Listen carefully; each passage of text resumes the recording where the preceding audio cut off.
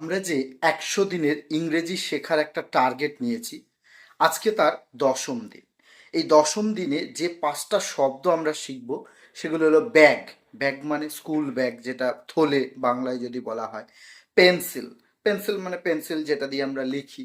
কার, কার মানে গাড়ি। House, house মানে কি বাড়ি। ফ্রেন্ড, ফ্রেন্ড মানে বন্ধু। আজকে গ্রামারের যে বিষয়টা শিখব সেটা হলো একটা বাক্যে হ্যাজ এবং হ্যাবের ব্যবহার। হ্যাজ হ্যাভ সাধারণত কি অর্থে বোঝায়? হ্যাজ হ্যাভ সাধারণত কোনো কিছু আছে বা কোনো কিছুর প্রতি অধিকার থাকা বোঝাতে হ্যাজ এবং হ্যাভ বসে। হ্যাজ কখন বসবে? হ্যাজ বসবে বাক্যের সাবজেক্ট যদি থার্ড পার্সন সিঙ্গুলার নাম্বার হয়।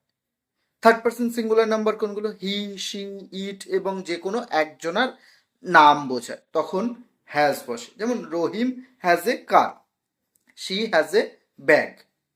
তাহলে রহিমের একটি গাড়ি আছে, তার একটি ব্যাগ আছে, এরকম আছে থাকা অর্থে। আর হ্যাভ কখন বসে?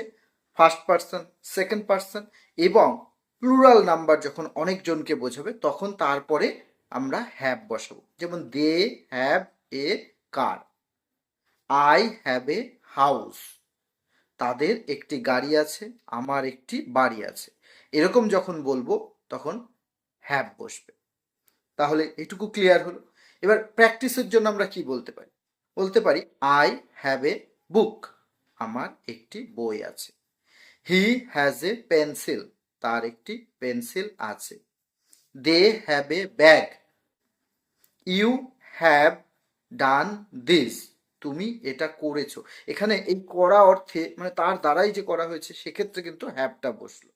তো এই রকম ভাবেই বাক্যগুলোকে কি করতে হবে? আমাদের প্র্যাকটিস করতে হবে। প্র্যাকটিস করলেই ফ্লুয়েন্সি এমনি এমনি আসবে। ইংরেজি কোনো কিন্তু রকেট সায়েন্স নয়, শুধু প্র্যাকটিস, প্র্যাকটিসের খেলা। যত তুমি প্র্যাকটিস করবে তত তোমার পারফেকশন আসবে। তাহলে এই পণ নিয়ে আজকের ভিডিওটা এখানেই শেষ করছি। দেখা হবে 11তম দিনে।